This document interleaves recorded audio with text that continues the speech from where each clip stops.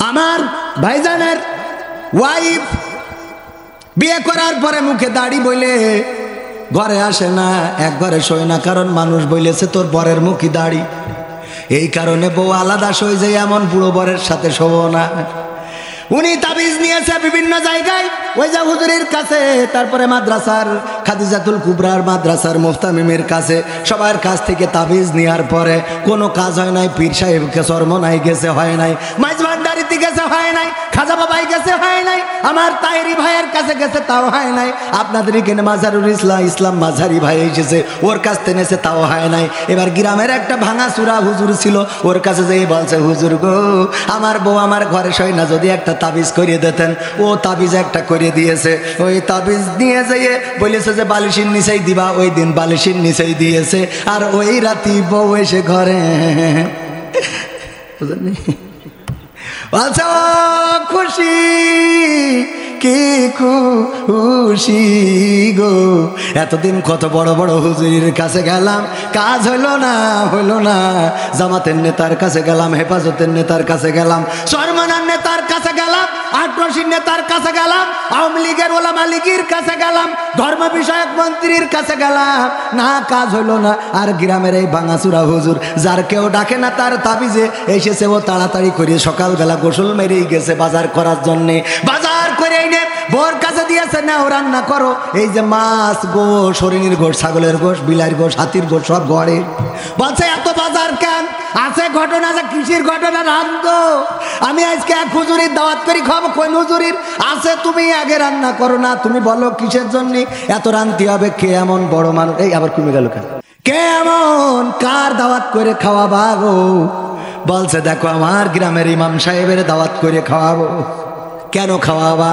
বলছে আমার সোনার ময়না পাখি গো, তোমার বিয়ে করার পর থেকে আমার ঘরে ঘুমাও না। আমি কত হুজুর, মুফতি, মাওলানা, মুহাদ্দিস, কারীদের কাছে যেয়ে তাবিজ আনলাম, কাজ হইল না। কিন্তু আমার গ্রামে যে এত বড় হুজুর আছে জানতাম না রে।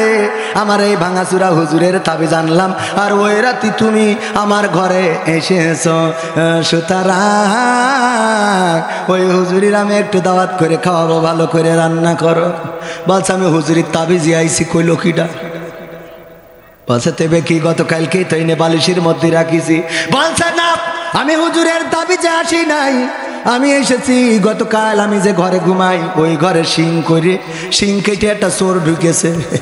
ঢুকে ঘরের মধ্যে যে টাকা পয়সা গয়না গাটি ছিল সব বের করে নিয়ে গেছে। আলমারিতে যা ছিল নিয়েছে, এলইডি নিয়েছে, টিভি, ওয়াইফাই, ইন্টারনেট যা ছিল সব ঘরে নিয়ে গেছে। নিয়ে যাওয়ার পরে লাস্টে শুধু আমি আর ওই খালি ঘরে ছাড়া কিছু নেই। এবার দেখি আমার দিকে তাকাচ্ছে, মনে করলাম আমারও তালি মনে হয় বা চোরে নিয়ে যাবে। এই ভয়তে আমি তোমার ঘরে আইছি, কারোর তাবিজি আসি নাই। স্বামী দুঃখ করে বলতেছে, ওরে আমার বউ গো, সেই তো আমার ঘরে আসলি, কিন্তু ঘরটা খালি করে থুয়ে কেন আসলি? যদি একটু আগে আইতিস, তাইলে ওখানে যেই আমি অন্তত কিছু সম্পত্তি রক্ষা করতে পারতাম না। তেমনি ভাবে যারা বুড়ো বয়সে করতে মসজিদে আসেন, আমার আল্লাহ বলে, ওরে আল্লাহর বান্দা, তোদের কত করে ডাকলাম যে আয় নামাজের দিকে, আয় কল্যাণের দিকে, আয় কোরআনের কাছে, আয় ইসলামের কাছে, আইলি না। এমন সময় আইলি যেই সময় সব খালি রে। আমি বললাম আমার দাওয়াত নিলে 10টার মধ্যে স্টেজ দিতে হবে, পাপ নাই। উনাদের বলার পরে বলছে, হুজুর ঠিক আছে আসেন, 10টার মধ্যে দেবো। কি এর 10টার মধ্যে? আমি বললাম যে 10টায় দিলেও 12টায় শেষ করব, 11টায় দিলেও 12টায় শেষ, 11:45 দিলেও 12টায় শেষ। ওরা 12টায় উঠেছে, দেখি হুজুর কটায় শেষ করে। বুদ্ধি আছে না? হুজুর 12টায় উঠলাম, দেখি আপনি কটায় শেষ করেন। এদেশের মানুষের বুদ্ধির তো শেষ নেই, বুদ্ধির অভাব আছে। কত শয়তানি বুদ্ধি যে আছে। বলছে হুজুর আপনি আসার সাথে সাথে স্টেজে উঠাই দেবো। তা আমি খুব তাড়াতাড়ি করে গাড়ি চালাই আসলাম, এই সাথে স্টেজে উঠাই বলছে সালাম দেন, দিলাম। বলছে আসেন, কোয়ানে তো বলছে এবার যে রেস্ট করতে হবে। কেন?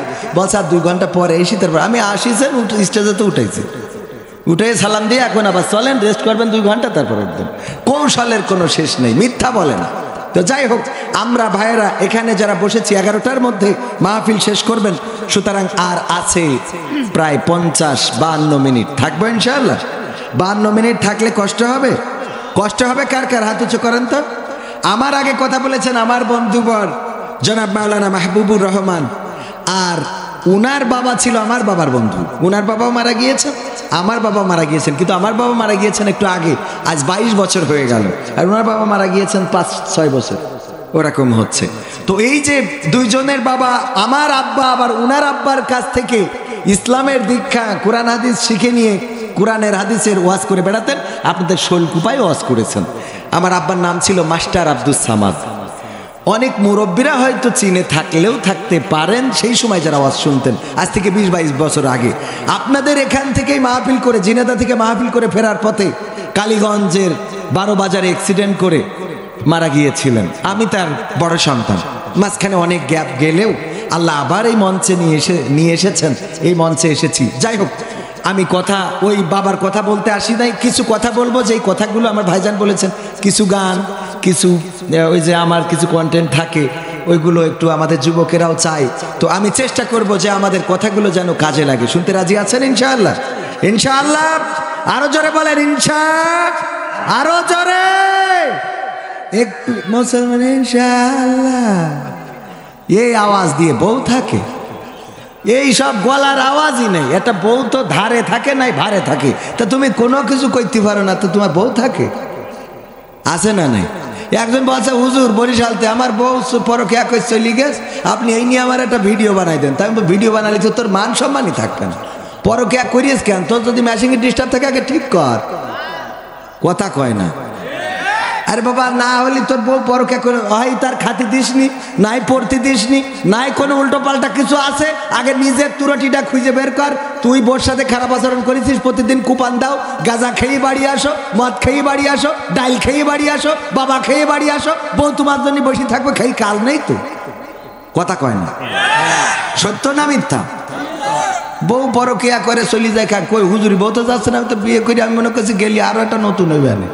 এত সোজা? প্রতি রাতে যে ইনকাম করিও দেখেই থাক, কয় যে কিছু লাগবে না, টাকা হলে আছে। হ্যাঁ, ইন্নাল হামদালিল্লাহি নাহমাদুহু ওয়া নাস্তাঈনুহু ওয়া নাস্তাগফিরুহু ওয়া নু'মিনু বিহি ওয়া নাতাওয়াক্কালু আলাইহি ওয়া নাউযু বিল্লাহি মিন শুরুরি আনফুসিনা ওয়া মিন সাইয়্যাতি আ'মালিনা।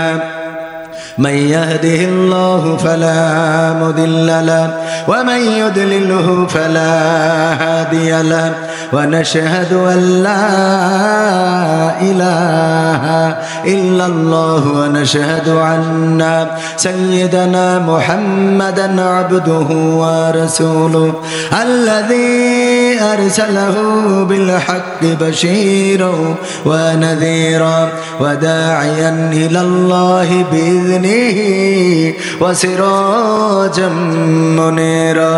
فقد قال الله تعالى في كلامه المجيد والفرقانه الحميد. সবাই পড়েন আউযু বিল্লাহি মিনাশ শাইতানির রাজিম. বিসমিল্লাহির রাহমানির রহিম. মিনহা খলাকনাকুম ওয়া ফিহা নুঈদুকুম ওয়া মিনহা নুখরিজুকুম তারাতান উখরা. ওয়া ক্বালা আল্লাহু তাআলা ফি শানি হাবিবি ইন্নাল্লাহা ওয়া মালাইকাতাহু ইউসাল্লুনা আলান নবী ইয়া আইয়ুহাল্লাযীনা আমানু সাল্লু আলাইহি ওয়া সাল্লিমু তাসলিমা. আল্লাহুম্মা সাল্লি আলা সাইয়্যিদিনা মাওলানা মুহাম্মদ ওয়া আলা আলি সাইয়্যিদিনা এসো হে রাসূল আবার ফিরি আমাদের মাঝে রে নতুন করে খুতবা দিতে কাবার মিনার পরে আল্লাহুম্মা সাল্লি আলা সাইয়্যিদিনা মাওলানা মুহাম্মদ ওয়া আলা আলি সাইয়্যিদিনা। আমার যখন ফুরাবে দিন আসবে গহীন রাতি, আমার যখন ফুরাবে দিন আসবে গহীন রাতি, থেকো আল্লাহ জীবনে, থেকো আল্লাহ জীবনে হয়ে চির সাথী, আসবে গহীন রাতি। আমার যখন ফুরাবে দিন আসবে গহীন রাতি, জীবন নদীর দুকুল জুড়ে আসলে অমানিসা, থাকবে না আর দু চোখে হায় একটু আলোর দিশা। জীবন নদীর দুকুল জুড়ে আসলে অমানিসা, থাকবে না আর দু চোখে হায় একটু আলোর দিশা। সেদিন আমার, সেদিন আমার, সেদিন আমার অন্ধ চোখে তুমি থেকো বাতি, আসবে গহীন রাতি। আমার যখন ফুরাবে দিন আসবে গহীন রাতি, আমার আমার বলে যেদিন কাউকে পাবো না, সেদিন আমার শূন্য হিয়ায় তুমি থেকো সান্ত্বনা, তুমি থেকো সান্ত্বনা। আখির আলো নিভে যেদিন মনে আলো দিয়ে, আসবে না কেউ অন্ধ চোখে একটু আলো নিয়ে।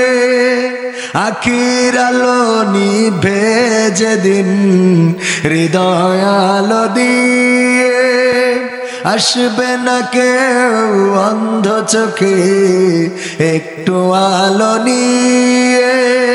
সেদিন আমার, সেদিন আমার, সেদিন আমার অন্ধ চোখে, সেদিন আমার অন্ধ গুরে তুমি আলোর জ্যোতি, আসবে গহীন রাতি।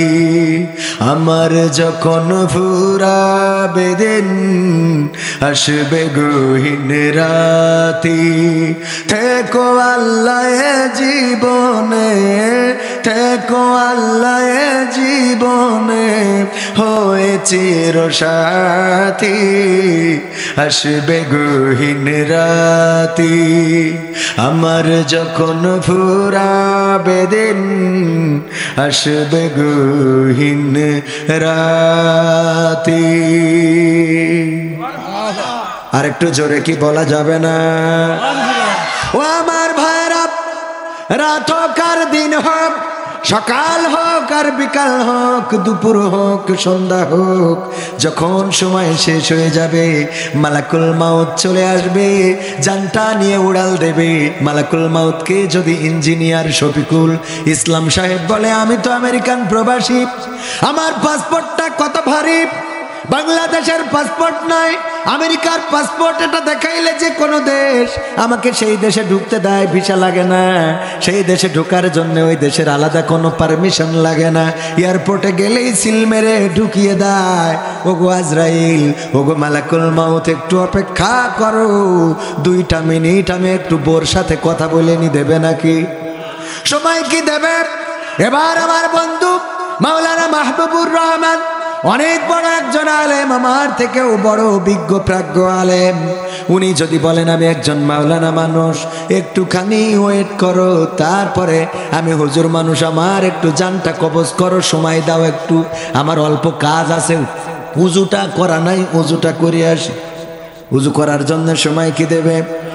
কেউ একজন নামাজ পড়বে, উজু করা শেষ, মৃত্যুর সময় হয়ে গেল, মালাকুল মাউত আসার পরে যদি বলে নামাজটা পড়তে দাও, নামাজ পড়ারও কি সুযোগ পাবে নাকি? না, পাবে না। আল্লাহর নবী একদিন নামাজ শেষ করে সাহাবীদের দিকে মুখ করে বসলেন। বিশ্বনবী আখেরি জামানার পয়গম্বর হযরত মুহাম্মদ সাল্লাল্লাহু আলাইহি ওয়াসাল্লাম বলেছেন, এক মজলিসে একবার বললে হক আদায় হয়ে যায়, এটা ঠিক, তবে বারবার বললে কোনো ক্ষতি আছে নাকি?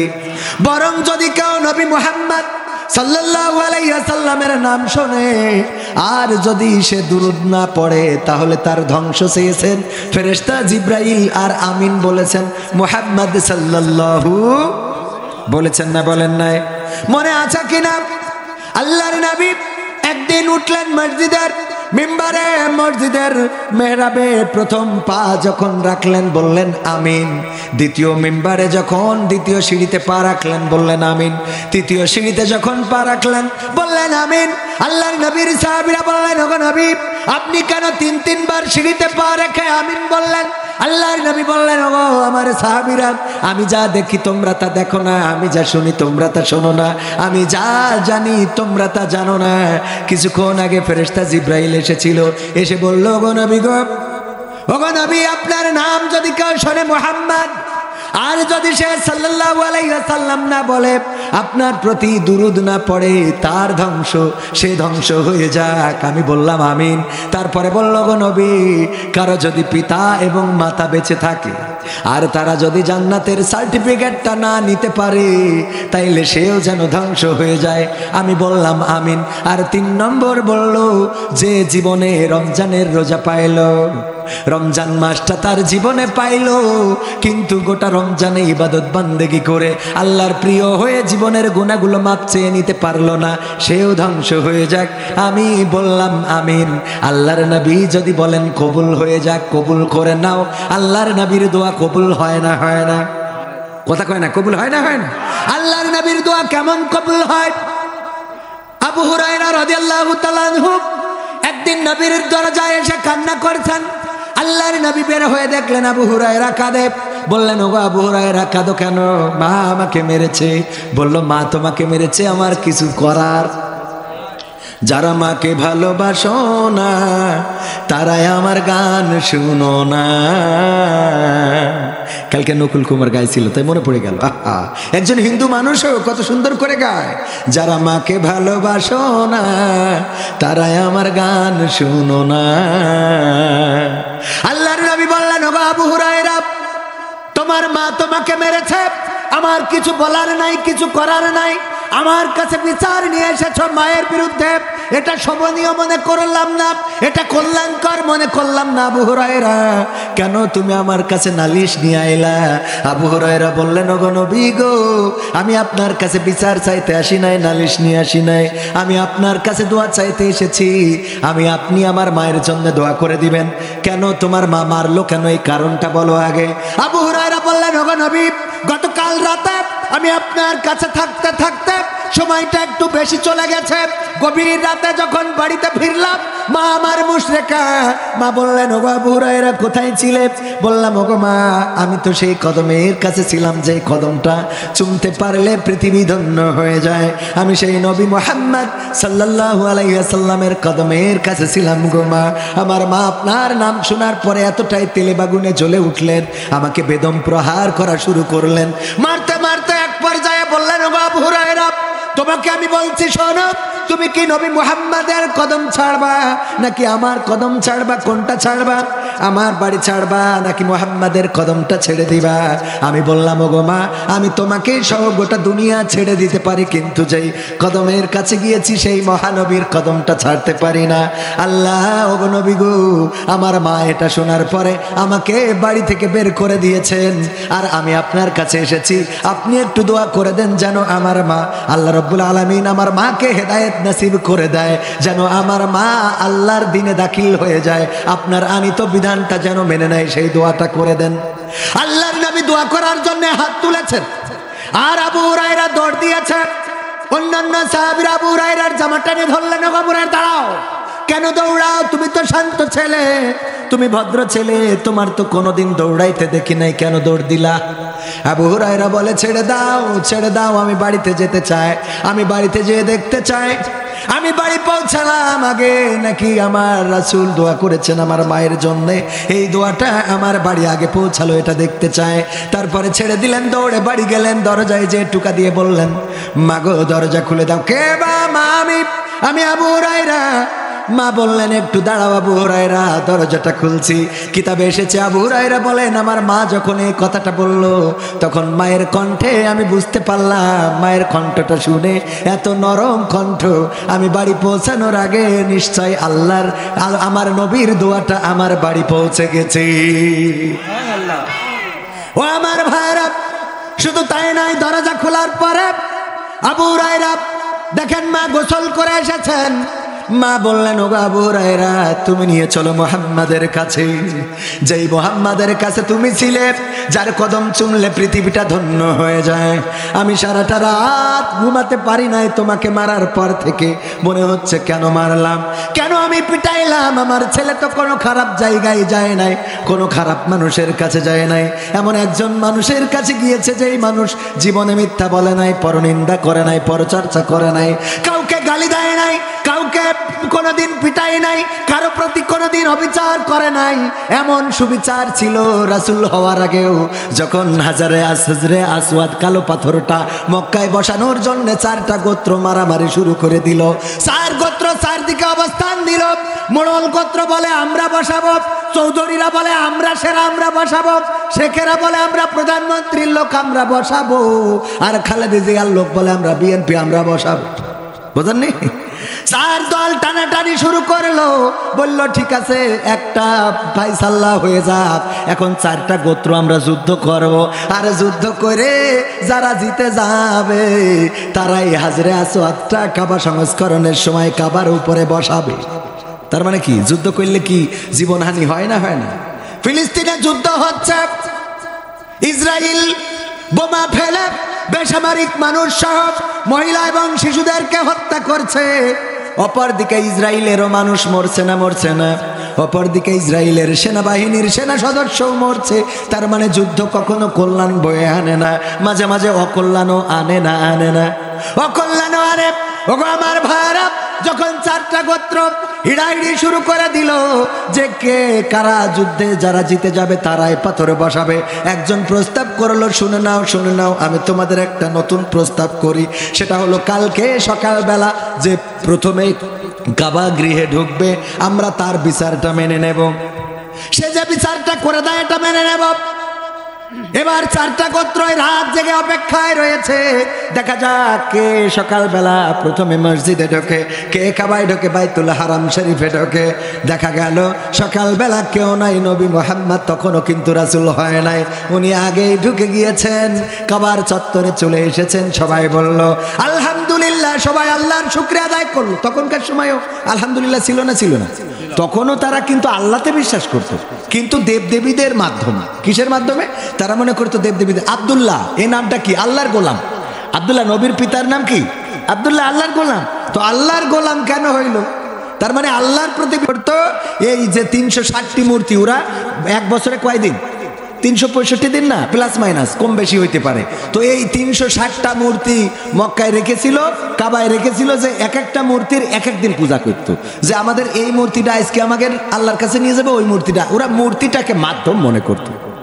আর এখন আমরা অনেকেই মাজারকে মাধ্যম মনে করি, অনেকেই পীরকে মাধ্যম মনে করি, ঠিক না বেঠিক? যে ওরা মনে হয় আল্লাহর কাছে নিয়ে যাবে। ওরে বাবা, এক আমাদের প্রিন্সিপাল স্যার বলতেছে যে এক পীর সাহেবের কাছে গেছি একদিন, আমার আব্বা নিয়ে গেছে না কিরা নিয়ে গেছে, যাওয়ার পরে দেখি যে আসছে অসুখ নিয়ে তার ওই তাবিজ দিচ্ছে, তার তাবিজ দিচ্ছে সবাই দিয়া শেষ। এবার ওর ওই ওষুধের বাক্স আছে, ওতে ওষুধ নিয়ে এক মুঠো তারপরে খেয়ে পানি খেয়ে বসে থাকলো। তাহলে ও তাবিজ দিয়ে রোগ সারলো, নিজের বেলায় ওষুধ আছে না নাই? তবে পীরেরা যদি পথ দেখায় অসুবিধা নাই, কিন্তু তারা ডাইরেক্ট কান্ডারি হইতে পারে। কান্ডারি একজন, তিনি হলেন নবী মুহাম্মদ। কথা কয় না? দে দে পাল তুলে দে, মাঝি হেলা করিস না, পাল তুলে দে, মাঝি হেলা করিস না, ছেড়ে দে নৌকায় আমি যাব মদিনা। সবাই ছেড়ে দে নৌকায় আমি যাব মদিনা। দে দে পাল তুলে দে, মাঝি হেলা করিস না, পাল তুলে দে, মাঝি হেলা করিস না, ছেড়ে দে নৌকায় আমি যাব মদিনা। ও তুই ছেড়ে দে নৌকায় আমি যাব মদিনা। মক্কায় নবী এলো মায়া মিনার ঘরে, হাসিলে হাজার মানিক, কাঁদিলে মুক্তা ঝরে। মক্কায় নবী এলো মায়া মিনার ঘরে, হাসিলে হাজার মানিক, কাঁদিলে মুক্তা ঝরে। ও দয়াল তুমি যার সখা, তার কিসের ভাবনা, দয়াল তুমি যার সখা, তার কিসের ভাবনা। হৃদয় মাঝে কাবা, নয়নে মদিনা, আমার হৃদয় মাঝে কাবা, নয়নে মদিনা।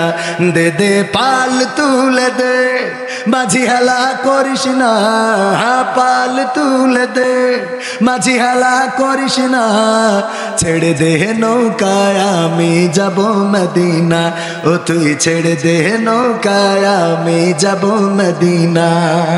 ও নূরের রৌশনীতে দুনিয়া গেছে ভরে, সে নূরের বাতি জ্বলে মদিনার ঘরে ঘরে। ঠিক না?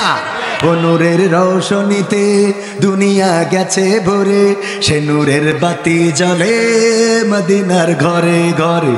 ও আল্লাহ তুমি যার সখা, তার কিসের ভাবনা, দয়াল তুমি যার সখা, তার কিসের ভাবনা।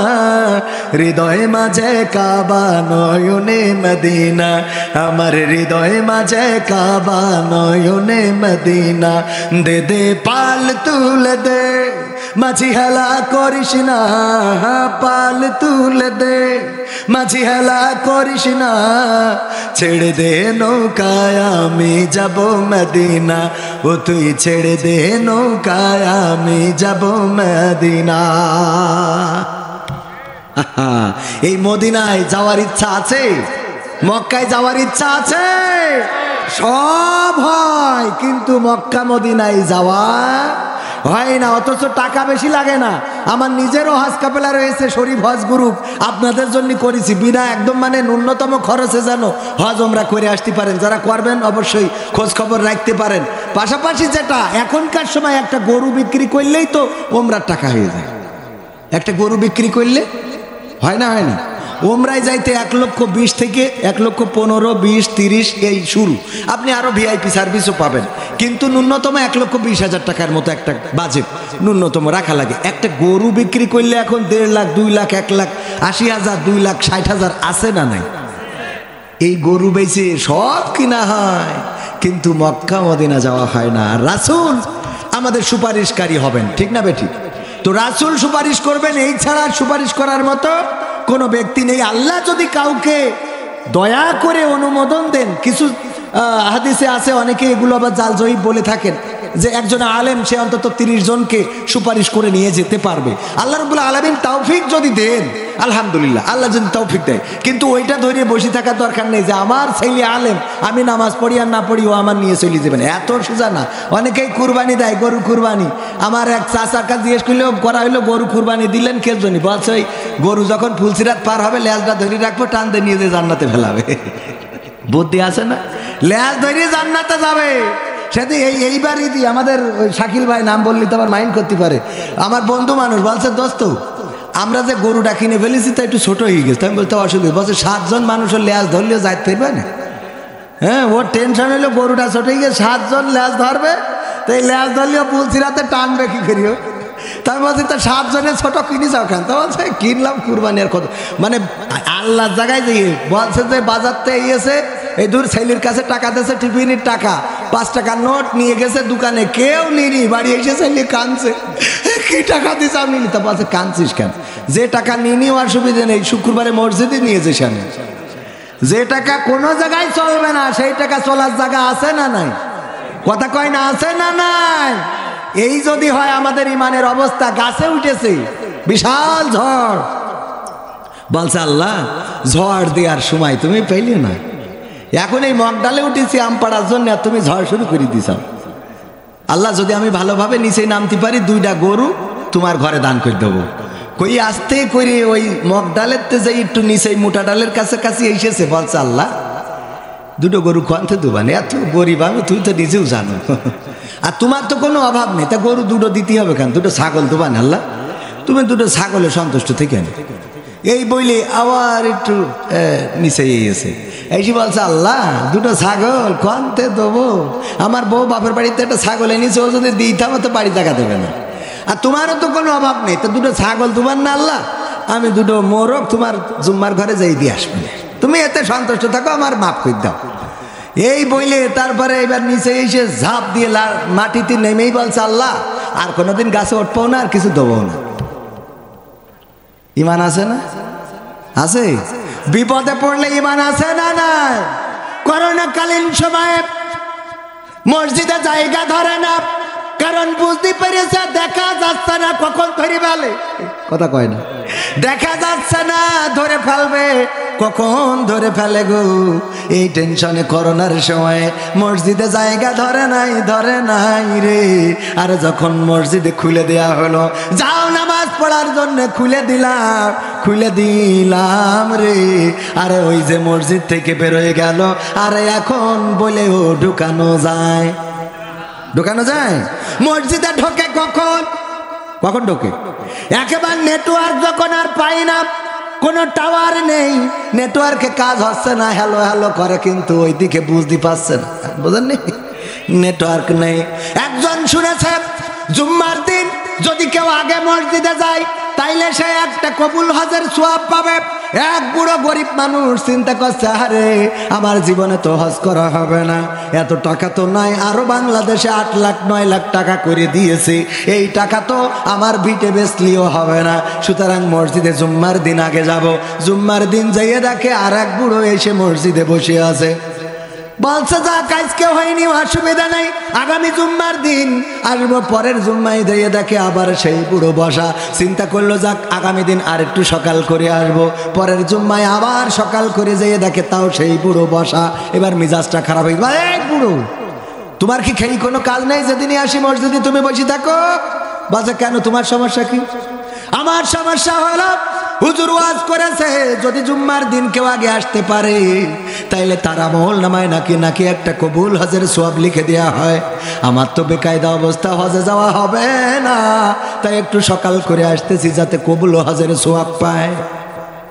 কিন্তু তোমার জন্য হয় না, তুমি প্রতি জুম্মায় আগে এসে বসো, কয় শোনো হজে যাওয়ার তোমার টাকা নেই, ভালো কথা, নিকে কি আর একটা করতে পারবা, সেরকম অ্যাবিলিটি আছে নাকি? কয় হ্যাঁ এটা পারবা, হ্যাঁ নিকে আর একটা করতে, নিকে বোঝেন তো, মানে দ্বিতীয় বিয়ে, আমাদের ওদিক দ্বিতীয় বিয়ে রে নিকে বলে। তো এখন আর একটা ম্যারেজ করতে পারবো, সমস্যা নেই। বলছে তাইলে করো, তোমার কবুল হজ কত লাগে হয়ে যাবে না। উনি একটু কষ্ট মষ্ট করে আর একটা বুড়ো হাড়া দেখে বিয়ে করেছে, করার পরে এই বুড়ো পরের জুম্মায় দেয় যেই দেখে ওই যে পুরনো বুড়ো, যেই বুড়ো বসে থাকে ও যেই দেখে এই বুড়ো বসা, নতুন বুড়ো মসজিদে বসা জুম্মার দিন।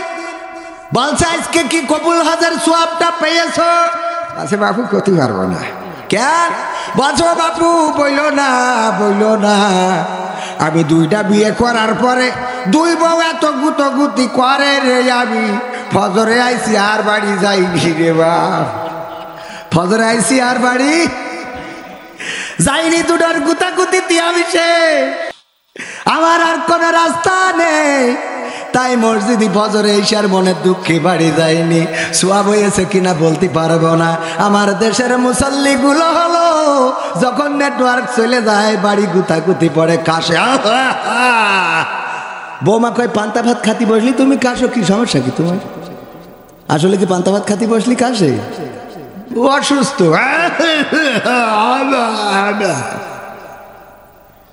এই ছেলে বলে আব্বা শুরু করি চাও কি?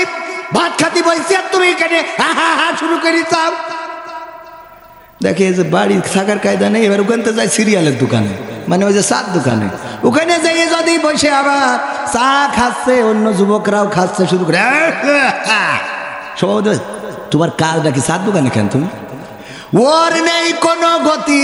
এইবারে যাই ইমামতিতি, এইবার মসজিদে যাইয়ে ওখানে যাইয়ে পায়খানা করে হেগেছি আসে, তা পানি মারে না, ঠিক না বেঠে? ওই জায়গায় যাইয়ে লেটাই পেটাই, আর ওখানে তো কেউ কিছু বলার নেই, কারণ মসজিদ আল্লাহর ঘর, কিটা কি কবে কথা কয় না। নেটওয়ার্ক যাওয়ার পরে মসজিদি, ওরে আল্লাহর বান্দারা রে, ওই ইবাদত কবুল হবে না রে। বুঝাই দেবো কেন হবে না, বুঝাই দেবো। ও আমার ভাইয়েরা, আমার ভাইজানের ওয়াইফ বিয়ে করার পরে মুখে দাড়ি বইলে ঘরে আসে না, এক ঘরে শোয় না, কারণ মানুষ বলেছে তোর বরের মুখী দাড়ি। এই কারণে বউ আলাদা সই যায়, এমন বুড়ো বরের সাথে শোবো না। উনি তাবিজ নিয়েছে বিভিন্ন জায়গায়, ওই যে হুজুরের কাছে, তারপরে মাদ্রাসার খাদিজাতুল কুবরার মাদ্রাসার মুফতামিমের কাছে, সবার কাছ থেকে তাবিজ নেওয়ার পরে কোনো কাজ হয় নাই। পীর সাহেবকে চরমনাই গেছে, হয় নাই। মাইজ ভান্ডারিতে গেছে, হয় নাই। খাজা বাবাই গেছে, হয় নাই। আমার তাহেরি ভাইয়ের কাছে গেছে, তাও হয় নাই। আপনাদের এখানে মাজারুল ইসলাম মাঝারি ভাই এসেছে, ওর কাছ থেকে নেছে, তাও হয় নাই। এবার গ্রামের একটা ভাঙা চূড়া হুজুর ছিল, ওর কাছে যেই বলছে, হুজুর গো, আমার বউ আমার ঘরে শোয় না, যদি একটা তাবিজ করিয়ে দিতেন। ও তাবিজ একটা করে দিয়েছে। ওই তাবিজ নিয়ে যেয়ে বলেছে যে বালিশের নিচেই দিবা, ওই দিন বালিশের নিচেই দিয়েছে। আর ওই রাতি বউ এসে ঘরে আচ্ছা খুশি কি খুশি গো, এতদিন কত বড় বড় হুজুরের কাছে গেলাম, কাজ হইল না। জামাতের নেতার কাছে গেলাম, হেফাজতের নেতার কাছে গেলাম, চরমনার নেতার কাছে গেলাম, আটরশির নেতার কাছে গেলাম, আওয়ামী লীগের ওলামা লীগের কাছে গেলাম, ধর্ম বিষয়ক মন্ত্রীর কাছে গেলাম, না কাজ হইল না। আর গ্রামের এই ভাঙাচুরা হুজুর, যার কেউ ডাকে না, তার তাবিজে এসেছে, ও তাড়াতাড়ি করে সকালবেলা গোসল মেরেই গেছে বাজার করার জন্যে। বাজার করে এনে বোর কাছে দিয়েছে, না ও রান্না করো। এই যে মাছ, গোশ, হরিণীর গোশ, ছাগলের গোশ, বিলার গোশ, হাতির গোশ, সব ঘরে। বলছে এত বাজার কেন? আছে ঘটনা, আছে কৃষির ঘটনা, রান্ধো। আমি আজকে এক হুজুরির দাওয়াত করি, খাবো। কোন হুজুরির? আছে, তুমি আগে রান্না করো না, তুমি বলো কিসের জন্য এত রান্তি হবে? কে এমন বড় মানুষ? এই আবার কমে গেল কেন? কে এমন, কার দাওয়াত করে খাওয়াবা গো? বলছে দেখো, আমার গ্রামের ইমাম সাহেবের দাওয়াত করে খাওয়াবো। কেন খাওয়াবা? বলছে আমার সোনার ময়না পাখি গো, তোমার বিয়ে করার পর থেকে আমার ঘরে ঘুমাও না।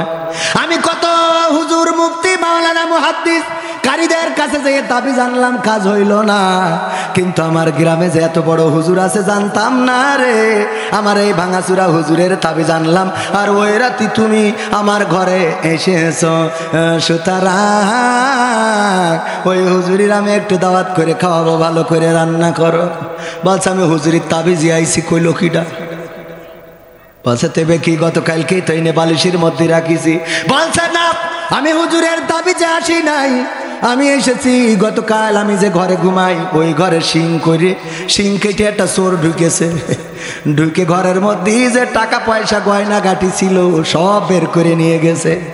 আলমারিতে যা ছিল নিয়েছে, এলইডি নিয়েছে, টিভি, ওয়াইফাই, ইন্টারনেট যা ছিল সব ঘরে নিয়ে গেছে। নিয়ে যাওয়ার পরে লাস্টে শুধু আমি আর ওই খালি ঘরে ছাড়া কিছু নেই। এবার দেখি আমার দিকে তাকাচ্ছে, মনে করলাম আমারও তালি মনে হয় বা চোরে নিয়ে যাবে। এই ভয়তে আমি তোমার ঘরে আইছি, কারোর তাবিজে আসি নাই। স্বামী দুঃখ করে বলতেছে, ওরে আমার বউ গো, সেই তো আমার ঘরে আসলি, কিন্তু ঘরটা খালি করে থুয়ে কেন আসলি? যদি একটু আগে আইতি দিস, তাইলে ওখানে যেই আমি অন্তত কিছু সম্পত্তি রক্ষা করতে পারতাম না। তেমনি ভাবে যারা বুড়ো বয়সে করতে করতে মসজিদে আসেন, আমার আল্লাহ বলে ওরে আল্লাহর বান্দা, তোদের কত করে ডাকলাম যে আয় নামাজের দিকে, আয় কল্যাণের দিকে, আয় কোরআনের কাছে, আয় ইসলামের কাছে, আইলি না। এমন সময় আইলি যেই সময় সব খালি রে। কথা কি বোঝা গেছে? পবিত্র কোরআনের সূরা তাহা 20 নম্বর সূরার 55 নম্বর আয়াত তেলাওয়াত করেছি। আয়াতটা সবাই পারি না? সবাই পারি, সবাই পড়েন সবাই। মিনহা খলাকনাকুম ওয়া ফিহা নুঈদুকুম ওয়া মিনহা নুখরিজুকুম তারাতান উখরা। এই আয়াত আমরা পড়ি কখন? মানুষ মাটি দেওয়ার সময়। কখন পড়ি? মাটি দেওয়ার সময়। আসলে কি এই আয়াতটা মাটি দেওয়ার জন্য নাজিল হয়েছে জানেন আপনারা? কেউ বলতে পারবেন না? পারবেন, অনেকেই পারবেন, সাহস করি বলেন না। আবার আমি তো পড়া নিচ্ছি না যে তাই বলবেন। আসলে জানেন অনেকে, এখানে অনেক আলেম ওলামা আছে যারা আমার থেকে অনেক ভালো জানে, আমি এটা বিশ্বাস করি। তাদের সামনে কথা বলা অনেকটা বেয়াদবের মতো, কিন্তু কিছু তো করার নাই, কারণ ভালো আলেম তুলে দিলে আপনারা তো থাকবেন না। এ ভাই আওয়াজটা কমে যাচ্ছে কেন? আসতে একটু আর একটু বাড়াই দেন, টাকা ধরিয়ে দেবো না। হ্যাঁ একটু আওয়াজ দেন। হ্যাঁ এইবার একটু আওয়াজ না পারলে আমাকে নেটওয়ার্কে কাজ করে না।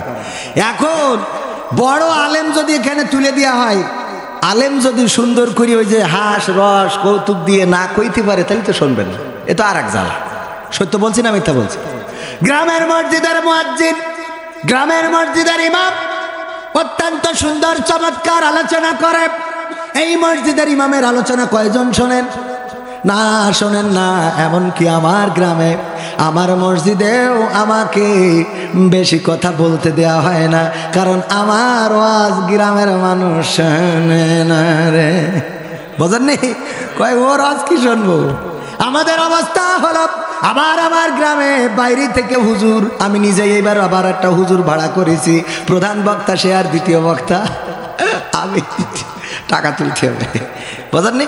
কারণ আমার গ্রামের মানুষ ওরা টাকা দিয়ে অন্য হুজুর এনে ওয়াজ শুনবে, কিন্তু ফিরিয়ে আমার ওয়াজ শুনতেও রাজি না।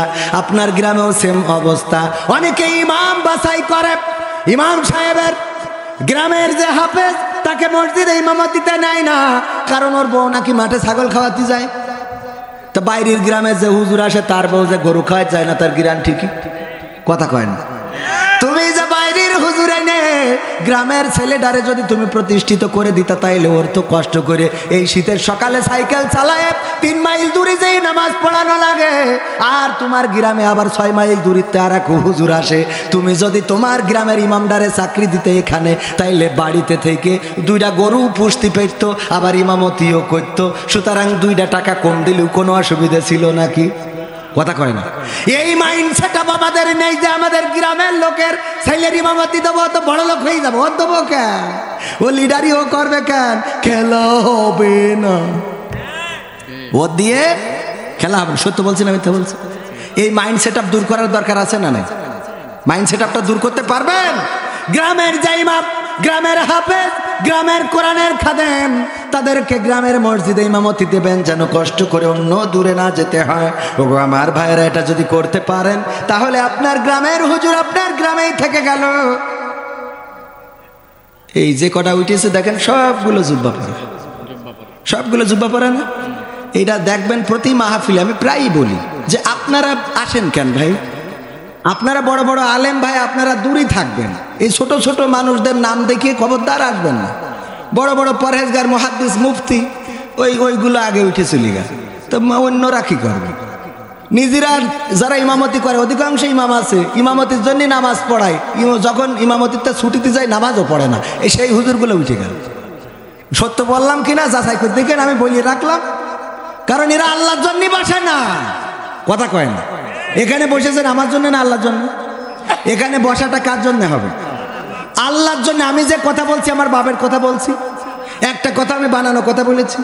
তো আপনার গায়ে লাগলো কেন, জ্বললো কেন, সমস্যা কেন? কোন জায়গায় সমস্যা, কোন জায়গায় ভুল? আসো স্টেজে এসে বলে দাও। আমি তোমার ভুল মেনে নিছি, তুমি ওইটা চলে যাচ্ছ হুজুর মানুষ, তুমি জুব্বা পরা লম্বা লম্বা পাঞ্জাবি পাগড়ি পরে বসে আছো, তোমার ভালো না লাগলে মোট এখানে এসে না পরিবেশ নষ্ট করবা কেন? কথা কয় না, ঠিক না? আমি বেঠিক বললাম? এই পরিবেশ নষ্ট করা মানুষগুলো দেখলে আমার সত্যিই গা জ্বলে। সে যত বড় জুব্বাওয়ালা, জুব্বা পরবা, জুব্বার সম্মান রাখবা, তুমি শিখাবা যে এখানে বসলে সোয়াব আছে, বা তুমি আগে তেজ মেরে উঠে চলে যাবা, তা তুমি এটা শিখাও কেন? তোমার কাছ থেকেই তো আমি শিখে বলতেছি, তা আমি বিপদ তো তাহলে আমার বেশি। কথা কয় না? কি হবে বেঁচে থেকে অযথা বিদ্যা শিখে যদি না করতে পারি শোষণবিহীন সমাজটাকে? কি হবে বেঁচে থেকে? কি হবে আলেম হয়ে ইমাম সেজে সমাজেতে পারো যদি সত্য কথা উচ্চ স্বরে না বলিতে? কি হবে আলেম হয়ে ইমাম সেজে মসজিদেতে পারো যদি সত্য কথা উচ্চ স্বরে না বলিতে? চাকরি ভয় করো যদি ছেড়ে দাও ইমামতি, চাকরি ভয় করো যদি ছেড়ে দাও ইমামতি। কি হবে ধোঁকা দিয়ে আল্লাহকে? ঠিক না বেঠে? ওরা আল্লাহকে ধোঁকা দেয়, ওরা আল্লাহর সাথে মুনাফিকি করে, নেফাকি করে, মুখে যা বলে কাজে তা করে। এই জাতীয় আলেম ওলামা, এই জাতীয় মাওলানা মুফতি, তাদের পিছনে নামাজ পড়াবো যাবে না? যাবে না। কারণ তুমি মাওলানা মানুষ, আলেম মানুষ, তোমার ব্যস্ততা থাকতে পারে, তুমি ব্যস্ততা থাকলে আসো না এখানে। এসে পরিবেশ নষ্ট করার অধিকার তো তোমাকে দেয়া হয় নাই। এতগুলো সাধারণ মানুষ, জনসাধারণ বসে থাকে, তোমার গা জ্বলে কেন? কথা কয় না? ও আমার ভাইরা, কথাগুলো মনের দুঃখে বললাম, কারণ এই জাতীয় লোকেরা নীতির কথা বলে কিন্তু নীতির সাথে চলে চলে। কি হবে? কি হবে নামাজি রোজা ইমানদারির বড়াই করে কোরআনের খাদেম গুলো থাকে যদি কারাগারে? রে ভাই রে, কি এগুলো? কি হবে নামাজি রোজা ইমানদারির বড়াই করে কোরআনের কর্মীগুলো থাকে যদি কারাগারে? মসজিদের কোণে বসে জিকির যত করো কইসে, মসজিদের কোণে বসে তাসবিহ যত টানো ঠেসে, এভাবে যায় না পাওয়া আল্লাহকে? যাবে? এভাবে যায় না পাওয়া আল্লাহকে। কি হবে বেঁচে থেকে অযথা বিদ্যা শিখে যদি না গড়তে পারি শোষণবিহীন সমাজটাকে? কি হবে বেঁচে থেকে? কি হবে লেখালেখি কলমবাজির ওই মহড়া, সমাজের আসল চিত্র যদি না যাই তুলে ধরা?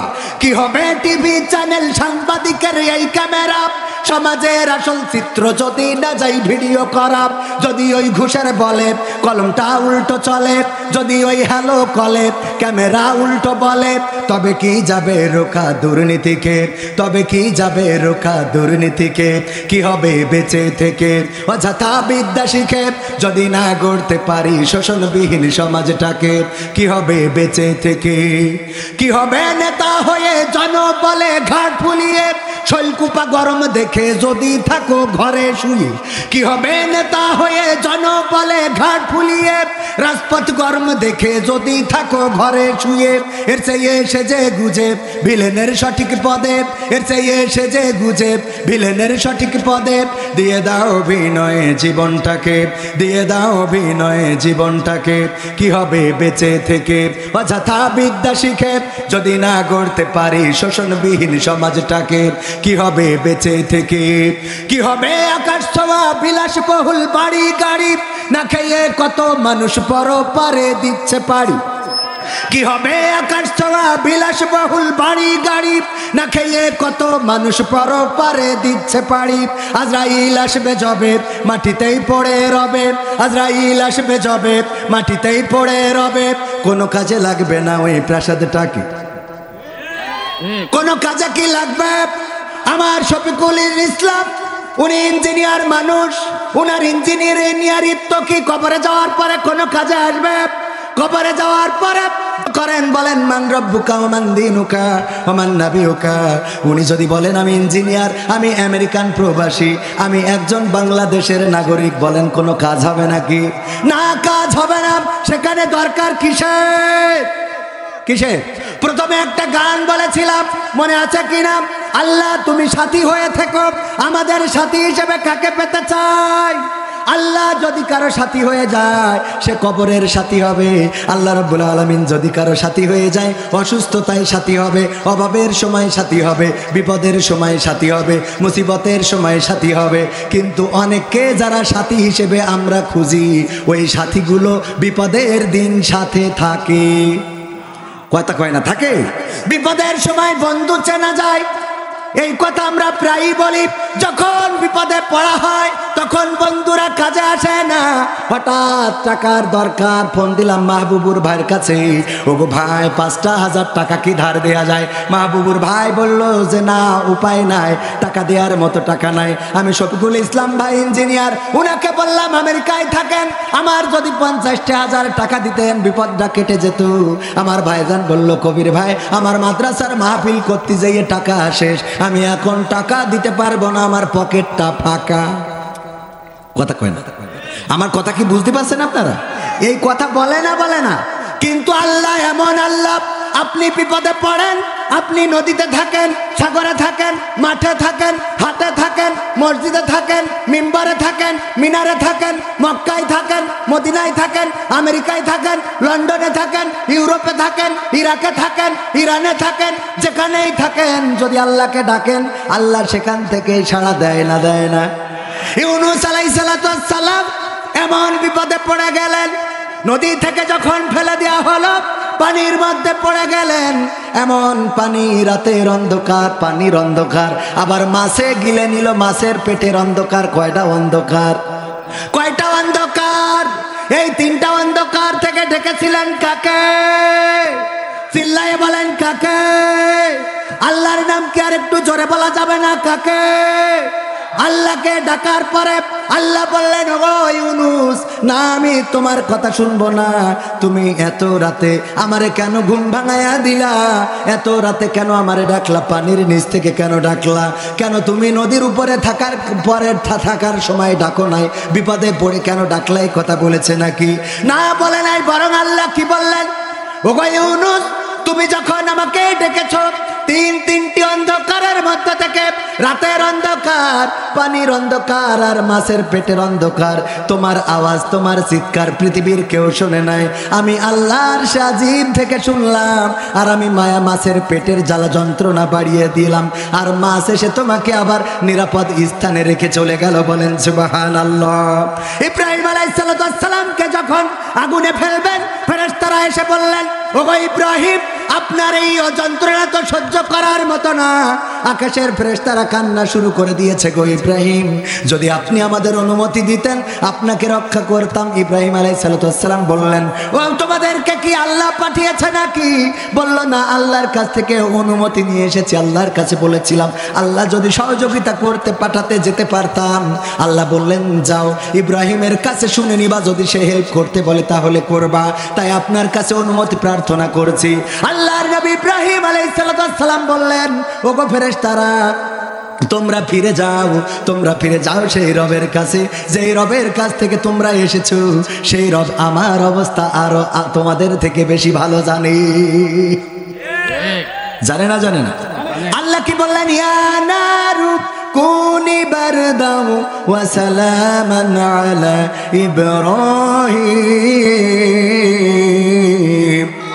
আল্লাহ বললেন ওগো আগুন, তোমাকে আমি বলে দিচ্ছি শোনো, তুমি আমার ইব্রাহিমের জন্য ঠান্ডা আরামদায়ক শীতল হয়ে যাও। আর ইব্রাহিমের জন্য আগুনটা তখন ঠান্ডা আরামদায়ক শীতল হয়ে গেল। বলেন সুবহানাল্লাহ। যখন ইসমাইল পানির জন্য ছটফট করছিলেন, হাজরা আলাইহিস সালাম একবার সাফাতে ওঠেন আর একবার মারওয়া পাহাড়ে ওঠেন। সাফার মারওয়া দৌড়দৌড়ি করলেন কয়বার? 7 বার দৌড়াইলেন। হঠাৎ মনে পড়ে গেল আমার সন্তান এতক্ষণ বেঁচে আছে নাকি মারা গেল নাকি। দৌড়ে এসে দেখে সন্তান লাথি দিচ্ছে আর সেখান থেকে পানি বের হচ্ছে। আল্লাহ রব্বুল আলামিন ইসমাইল আলাইহিস সালামের পানির ব্যবস্থা করে দিয়েছে না দেয় নাই? ছুরি চালিয়েছে ইব্রাহিম আলাইহিস সালাম, ছুরির এত ধার চেলে দিয়েছে পাথর কেটে দ্বিখণ্ডিত হয়ে গেছে, কিন্তু সেই ছুরি চালায়ে ইসমাইলের গলাটা কাটতে পারে নাই, কারণ রক্ষা করেছেন কি? আবার তুর পাহাড়ে মুসা আলাইহিস সালাম যখন আল্লাহকে দেখতে চাইলেন, আল্লাহর নূরের ঝলকানিটা দেখালেন, আর সাথে সাথে তুর পাহাড় পুড়ে কয়লা হয়ে গেল। মুসা আলাইহিস সালাম পুড়েছিলেন নাকি? না, পড়েন নাই। তুর পুড়ে ছাই হয়ে গেল, মুসা আলাইহিস সালাম পড়লো না। এমন ভাবে আল্লাহ রাব্বুল আলামিনকে যারা চেয়েছে, আল্লাহকে যারা খুঁজেছে, তারা আল্লাহকে পেয়েছে, আর যারা চায় নাই তারা আল্লাহকে কখনো পায়। কথা কয় নাই? পেয়েছে। আল্লাহকে চাইব অন্তর থেকে। আল্লাহ রাব্বুল আলামিন যদি কারো অভিভাবক হয়ে যায়, তার টেনশনের কিছু নাই। উদাহরণ দিয়ে একটা, রয়্যাল বেঙ্গল টাইগার ফাঁকা মাঠের মধ্যে একটা গরু পেয়ে তাড়া করেছে ধরার জন্যে। গরু দৌড়ায়, টাইগারও দৌড়ায়। দৌড়াইতে দৌড়াইতে গরু দেখে এক জায়গায় নরম কাদা আছে, ওই কাদার মধ্যে ঝাঁপ দিয়েছে। আর বাঘও ঝাঁপ দিয়েছে, কিন্তু বাঘের দৌড়টা এত বেশি ছিল যে ও গরু রেখে আরো 3 হাত সামনে যেয়ে পড়েছে কাদার মধ্যে। গরু যেখানে পড়েছে 3 হাত সামনে যেয়ে পড়েছে বাঘ। পড়ার পরে এখন বাঘ যত ছটফটা করছে তত আটকে যাচ্ছে। গরু ছটফট না করি চুপচাপ বসে আছে, বসিতে জাবর কাটাচ্ছে। বাঘ বলতেছে, আসলেই তো তুই বল। বলছে কেন?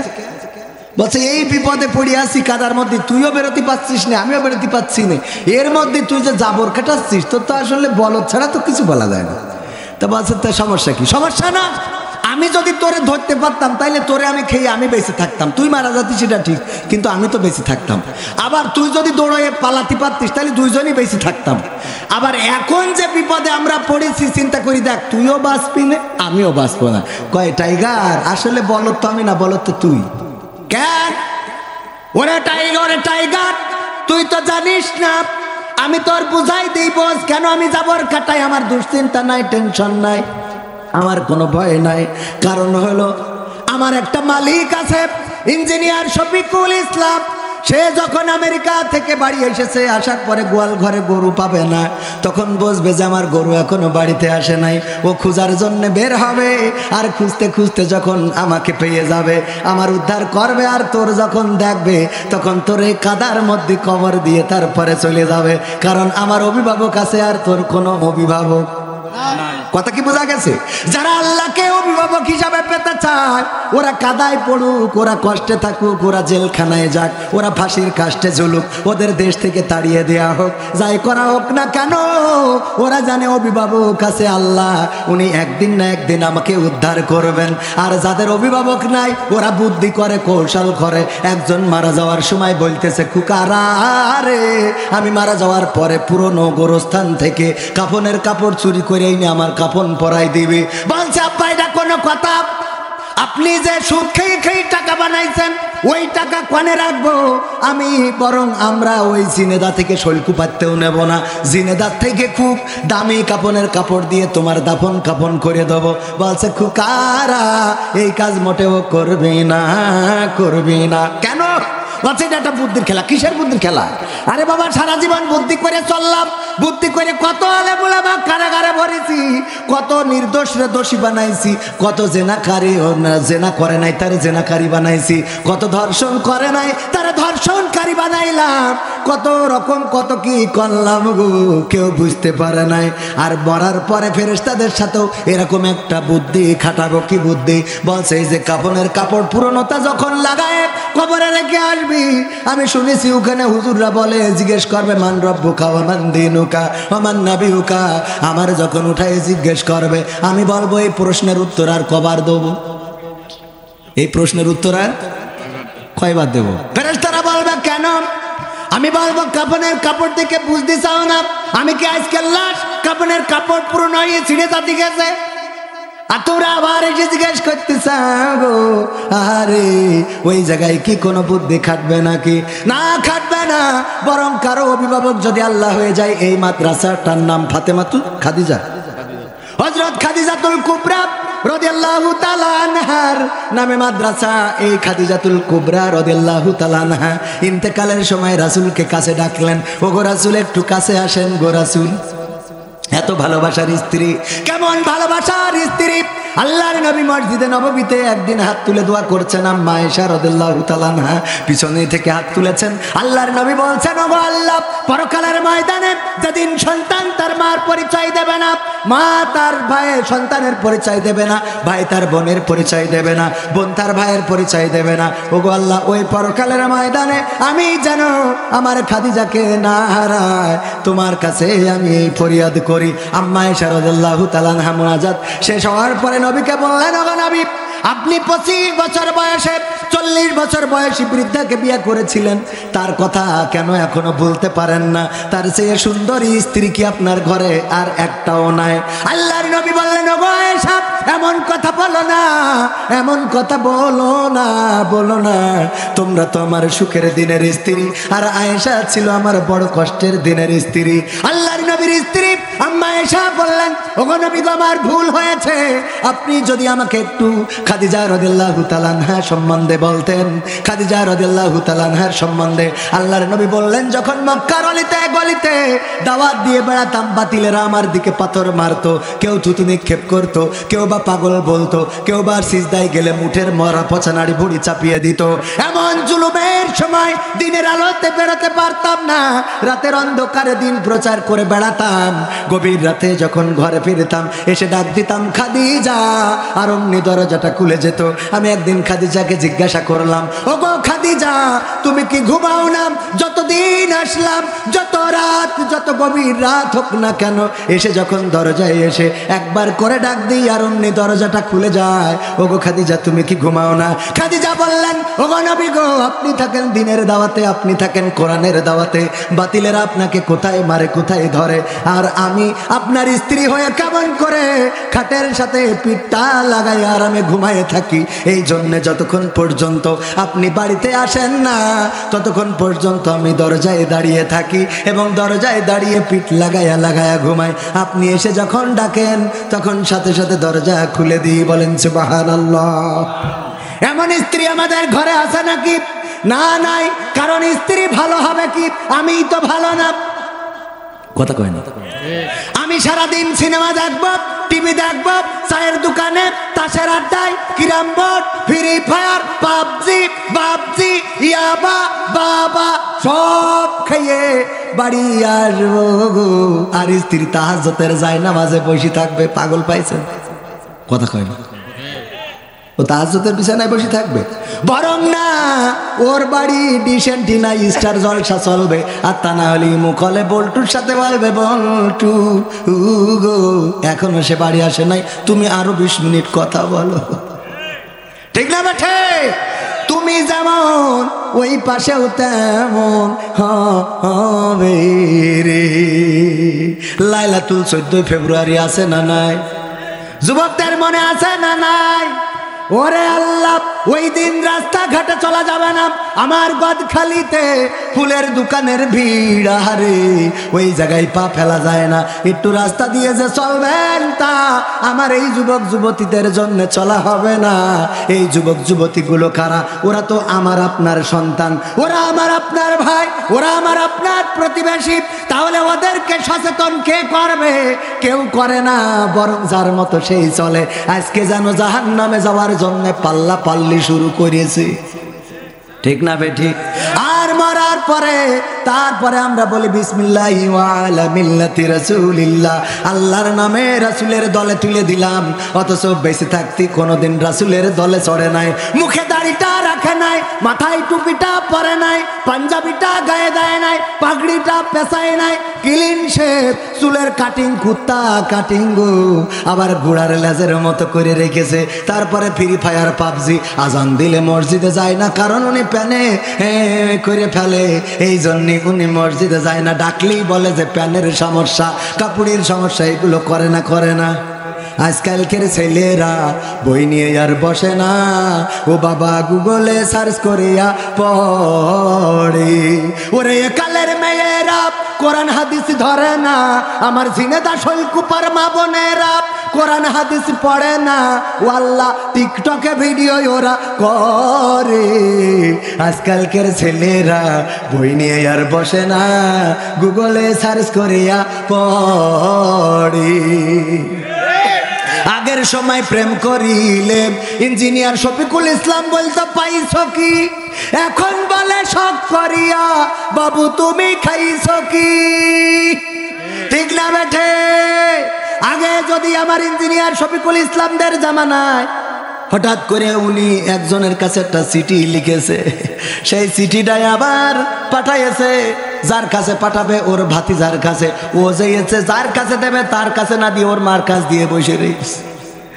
এই চিঠি যখন ধরা খেয়েছে, ওই যে ইঞ্জিনিয়ার পলাই আমেরিকায় চলে গেছে আর আসি। মানে এটা উদাহরণ, কথার কথা বোঝেন নি? সত্য বললাম না মিথ্যা?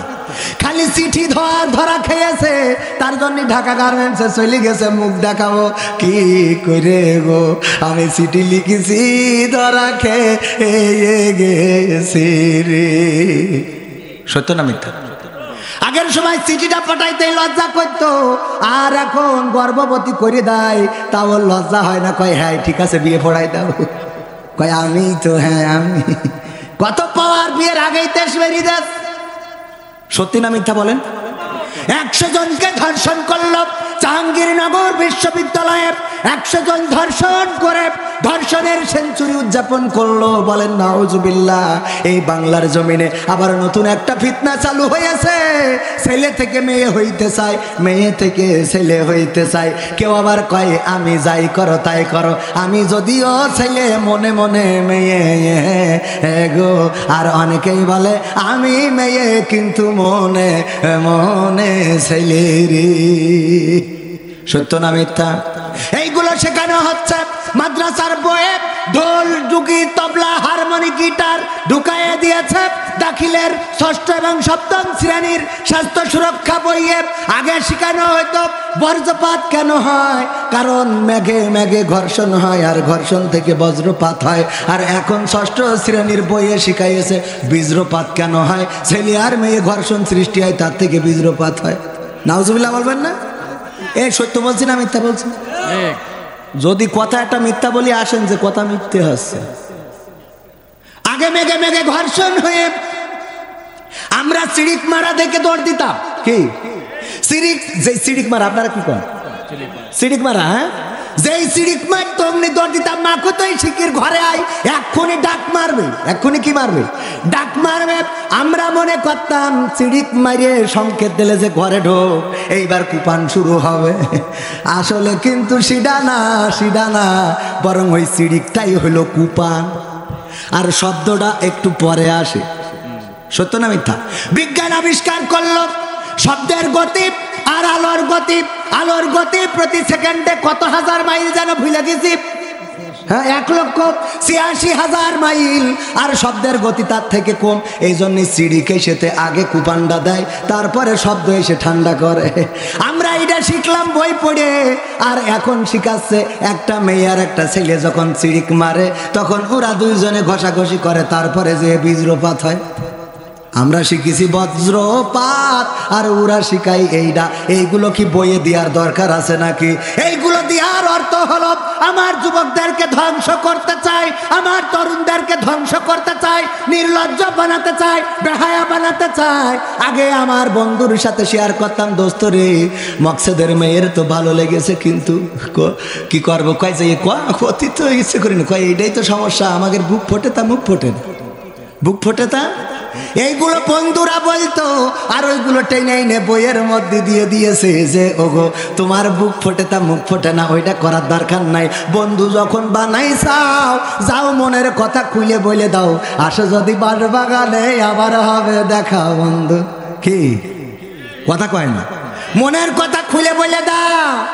এই কথাগুলো শেখানো হচ্ছে বই দিয়ে। আসলে কি তারা শিক্ষিত জাতি বানাতে চায়, নাকি মূর্খ জাতিতে রূপান্তরিত করতে চায়? এইবার আর কথা কইবা না, কারণ এইগুলো করলি এগুলো সরকারের বিরুদ্ধে। আমি একটাও সরকারের বিরুদ্ধে। গত পরশুদিন আমার পাশে বসা ছিল সাতক্ষীরা জেলা আওয়ামী লীগের ধর্ম বিষয়ক সম্পাদক, আর ডাইন পাশে বসা মুক্তিযোদ্ধা। তাদের সামনে পুরো বইয়ের ফাইল এখানেও আছে, আপনাদের দেখাতে পারবো। এই সজল কই বইয়ের ফাইল আছে না?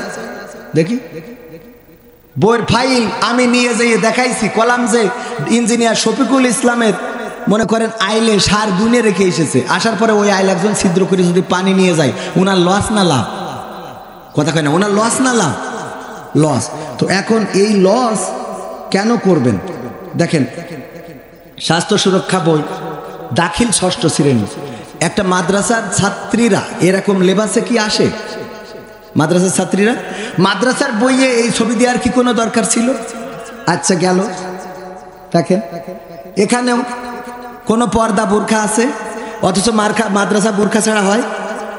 এখানে দেখেন শিল্প ও সংস্কৃতি, শিল্প সংস্কৃতির মধ্যে ঢোল, ডুগি, তবলা, হারমোনি, এইগুলো কি আমাদের শিক্ষা ব্যবস্থায় আছে? তাহলে এইগুলো কেন? শুধু এখানে না, এটা তো উপরে শুধু বইয়ের কভার দেখালাম, এবার ভিতরে দেখেন ডাইরেক্ট কিভাবে ঢোল বাজাইতে হবে মাদ্রাসায় যে শিখাচ্ছে, এ সহ্য না করি পারা যায়? বলেন আপনারা।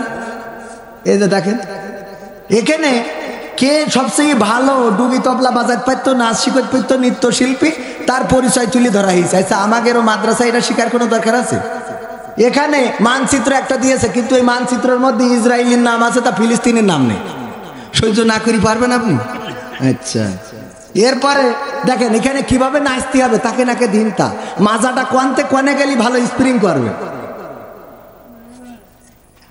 এখানে হারমোনি কিভাবে সা রে গা মা সুর তুলবেন,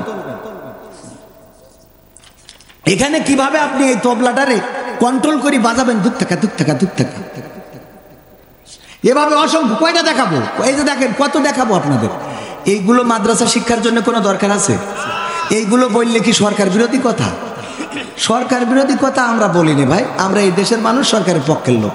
আমি বলি শিক্ষা ব্যবস্থায় যে রামেরা বামেরা বসে গেছে, তারা মাদ্রাসা শিক্ষা ব্যবস্থাকে ধ্বংস করার চূড়ান্ত পায়তারা করছে, বলেন ঠিক কিনা?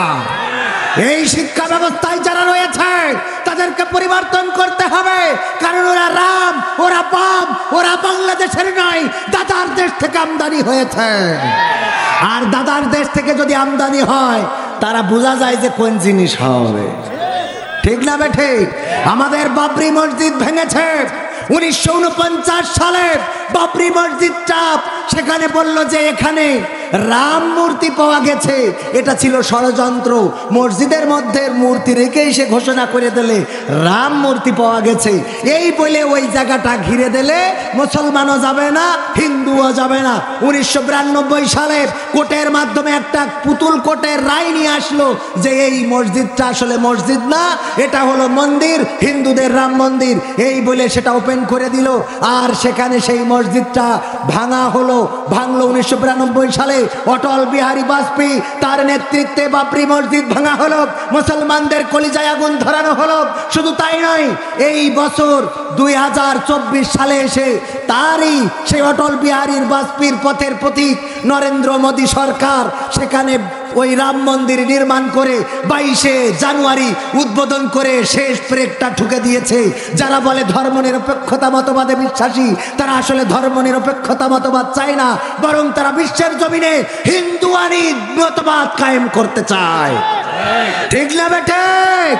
আমার দেশে কোথাও মন্দির ভেঙে মসজিদ হয়েছে একটাও দেখাতে পারবেন না? পারবেন? মন্দির ভেঙে মসজিদ হয় নাই। যেই দেশ ধর্মনিরপেক্ষতার কথা বলে সেই দেশে মসজিদ ভেঙে মন্দির, মন্দির ভেঙে মসজিদ হয়েছে, এটা দুঃখজনক।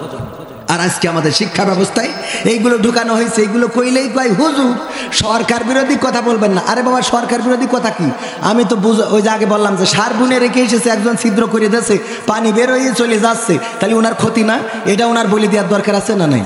বলে দিলে উনি যেই অন্তত গর্তটা বন্ধ করে দিতে পারবে। তো আমাদের দেশেও ঠিক ওই রকম সরকার পদ্মা সেতু করছে, মডেল মসজিদ করছে, ইমামদের ইসলামিক ফাউন্ডেশনের মাধ্যমে বেতন দিচ্ছে, ইসলামী শিক্ষা ব্যবস্থা কত কি করতেছে। আর এর মধ্যে ডুগি তবলা মাদ্রাসায় ঢুকাই দিয়ে সেই ইন্দুরি কেটে দেওয়া মতো পানি বেরোয় চলে যাচ্ছে, সরকারের ক্রেডিট সব শেষ। ঠিক না বেঠি? কথা কয় না, ঠিক না বেঠে? এইগুলো সচেতন করার দরকার আছে না নাই? এইগুলোর জন্য যদি প্রতিবাদী না হন, শুধু এখানেই শেষ না, কিশোরগঞ্জে ইসলাম শিক্ষা বইয়ের মধ্যে হিন্দুদের মূর্তির পরিচয়, গোটা বই হিন্দুদের মূর্তি দিয়ে ভরা। দেখেছেন না টেলিভিশনে? দেখেছেন না আপনারা? এই কাজটা কেন করা হলো? যেই দেশে মুসলমান এত বেশি, সেই দেশে হয়তো এমন হইতে পারত যে হিন্দুদের বইয়ের মধ্যে ইসলাম শিক্ষা ঢুকে গেছে। ঠিক না বেঠিক? কারণ বেশি যেইটা সেইটা হওয়ার কথা না। কম যেটা সেটা হয় কি করে? কম যেটা সেটা কিভাবে হবে? বরং হিন্দুদের, তবে আমরা চাই না যে হিন্দুদের বইয়ের মধ্যে ইসলাম শিক্ষা ঢুকুক আর আমাদের ইসলাম শিক্ষার মধ্যে হিন্দুদের মূর্তি ঢুকুক। এটা আমরা কেউ চাই? এটা আমরা চাই? মনে আছে আগের সময় প্রেম করিলে ইঞ্জিনিয়ার বলতো পাইছ কি, এখন বলে সব করিয়া বাবু তুমি খাইছ কি? লজ্জা শরম নাই, আইলাম কোন জামানায়, ভবিষ্যৎ দেখি অন্ধকারে। আজকালকের ছেলেরা বই নিয়ে আর বসে না, গুগলে সার্চ করিয়া পড়ি। ঠিক না বেঠি? আরো বলবো নতুন করে হইছে চালু এ আবার কোন ট্রেন্ড, পরিচয় করাই দেখি এই আমার গার্লফ্রেন্ড। একদম আনায়াসে পরিচয় করা যায়। হঠাৎ আমার ভাইয়ের সাথে দেখা যশোর শহরের পরে দেখি পিছনে একজন, খোলাম ভাই কে? ভাবি মনে হয়। বলছে না তো কে? আমার গার্লফ্রেন্ড। আরে পাকা মন। এরকম বলে না? কুষ্টিয়া ইসলামী বিশ্ববিদ্যালয় সেখানেও জুড়াই আছে না নেই? আছে। কবি নজরুলের মাজারে যাইয়ে জুড়াই বসে দোয়া করে। রমনা পার্কে তো আরো বেকায়দা। আর 14 ফেব্রুয়ারি আসছে, এটা কুত্তার কুত্তির মিলন মেলা হবে। ঠিক না বেঠে? ওরা এইভাবে ঘুরে বেড়ায়। এগুলো কুকুরের স্বভাব, এগুলো শিয়ালের স্বভাব, এগুলো বনের পশুদের স্বভাব। কোনো মানুষের স্বভাব এত নোংরা হইতে পারে না। আর আমার মা বোনেরাও যাচ্ছে তাই, বুরকা একটা পরে। আরে বাবা, তুমি যদি 14 ফেব্রুয়ারি আমার 3 পিস না কিনে দাও, তোমার সাথে কাটি আমি শফিকুল ইসলামের ছেলের সাথে। সত্যি না মিথ্যা? ওয়ার্নিং দেয়, তুমি যদি আমার না দাও তাহলে আমার ওই অমুকের ছেলে অফার করেছে, আমি অ্যাকসেপ্ট করতেছি না, করবো। চাপের পরে রাখে। আর এই যুবকরা এই জন্য কি করে, বাপের লুঙ্গি চুরি করে বেঁচে তো তারপরে 3 পিস কেনে।